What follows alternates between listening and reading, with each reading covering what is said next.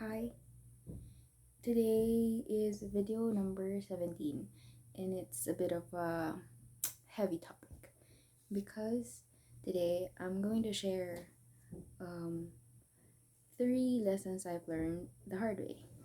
So I got my bullet journal so that I'll have reference because they're too beautiful to mess up. So yeah, let's get into it. First one is that there is always a pause or a moment between stimulus and reaction. For you, yeah,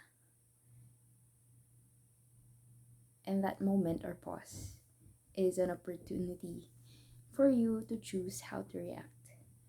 So, I think this was I got this particular passage from a book, one of the teachings from the 7 habits of highly effective people. But when I read it, I totally understood what it meant.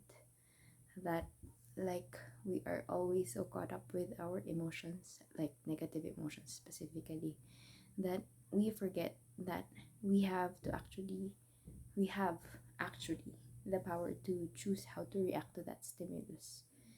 So, it is also like a reminder that I am separate from my emotions and that I am responsible I am responsible in keeping my peace.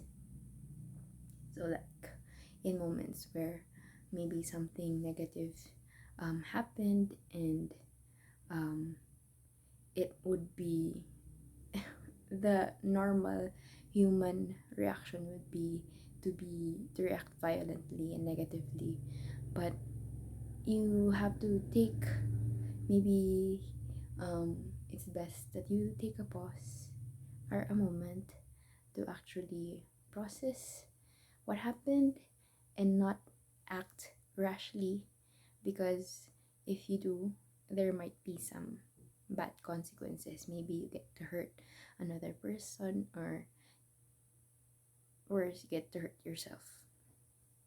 So, yeah. Second one is that bad habits, or my bad habits, root from my negative self beliefs, and that I have the power or the will to actually change them. So, one thing that I know um, with myself is that I tend to um,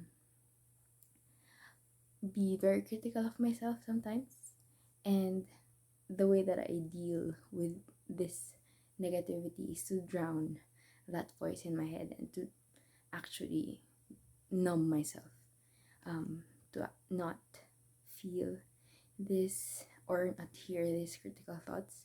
And so I would go into my bad habits of binge watching things, so that my head is preoccupied with something else rather than actually maybe trying to solve my problem or facing my problem head on. Yeah, that's one of my bad habits that I'm trying to be, or trying to replace with a better coping mechanism, a more productive one.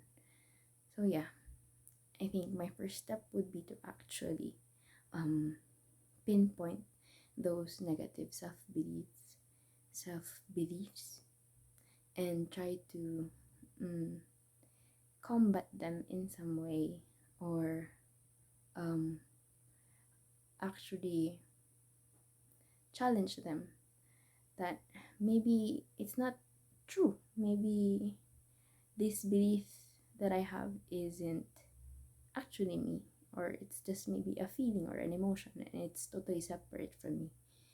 Yeah, and actually recognizing that once I once I acknowledge those negative beliefs, that I have the power to maybe change them, change my mindset, and become a better person in the end. So, yeah, I have those bad habits, and they're very destructive, and um, I get into this deep rabbit hole that I don't want to go back to anytime soon. Yeah, these days I've been very stable. And yeah, I'd like to keep it that way. So sometimes I just refer back to my notes or my bullet journal or my Notion and review this life notes that I have. And lastly, this one is by Martha Nussbaum. I read it from the newsletter Brain Pickings, and I love this quote because it resonated with me when I had this particular life event that caused me to spiral spiral a bit. But the passage goes like this. It's about being fragile or on fragility. The condition of being good is that it should always be possible for you to be morally destroyed by something you couldn't prevent. To be a good human being is to have a kind of openness in the world, an ability to trust uncertain things beyond your own control, that can leave you to be shattered in very extreme circumstances. And she goes on and try to compare being a good human being to being more like a plant than a jewel.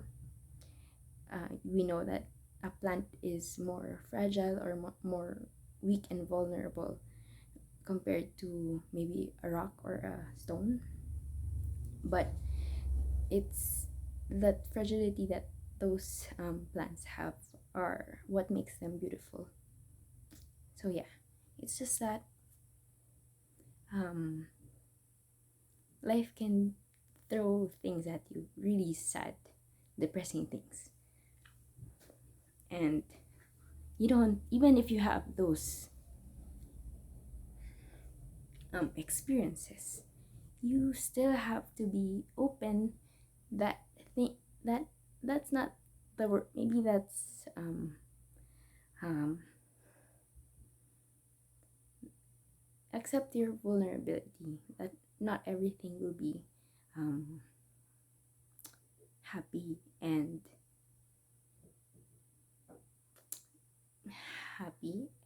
not everything would go your way, but you have to be open to the world and try to um, learn from these experiences.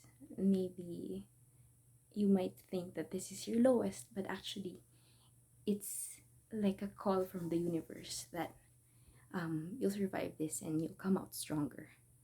Yeah, but at the same time, do not be afraid of that vulnerability or that weakness, because maybe that's our superpower.